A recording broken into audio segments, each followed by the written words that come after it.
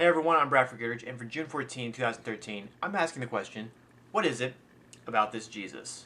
What does Genesis 2:3 mean when it says that God blessed the seventh day and made it holy? In today's world, we could speculate and say that 52 days out of the year, God reserves a time in which He's trying to make His presence known, put His stamp on society, events of today, in trying to save us. Because think about it. 7 days out of the week, if God worked, every single one of those days,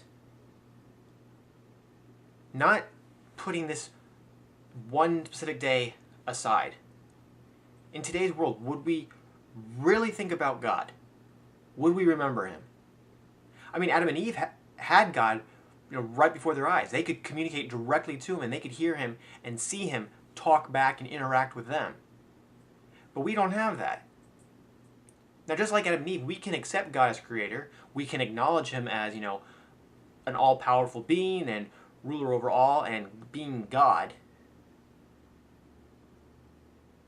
But somehow that one day makes a difference. If all He did was work, maybe that's all we would think of Him as.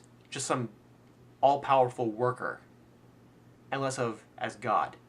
Because in today's world, many people don't even acknowledge God as creator.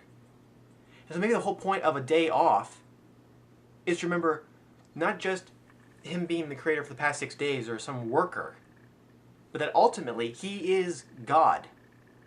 And that as God, in a world today where so many people forget about Him, God has this one specific day where He wants people to remember Him. And if people remember Him, it might just save them. 6 days where people are working or doing whatever with their life, and then this one day where God asks them to come back to Him. Now, true, that verse in Genesis 2 doesn't say, it's a day to come back to God. But it would be a day where your attention would be focused on God, because in Adam and Eve's case, He's just created the entire earth for 6 days. He isn't doing anything more. So when God isn't busy, He's just there. The theme of Genesis 1 is that everything God makes is perfect. And yet we know today, looking at the world around us, that that's far from the case. Nothing is perfect. The world's messed up. So obviously the world has changed from, how it was in Genesis 1. And yet the one thing that can't change or hasn't changed is God's declaration of what that seventh day is. That remains the constant between Genesis 1 and now. Because you can mess up the world.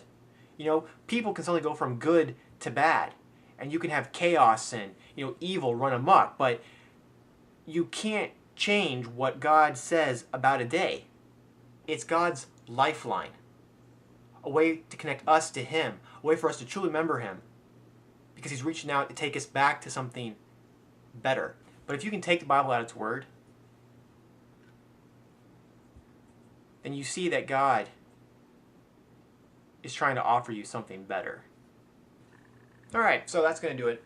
Hopefully you enjoyed this video. You can like it. You can share it. You can just watch it again in case you have time to kill or something. You can watch other videos. This is now the 11th video. Yeah, 11 videos.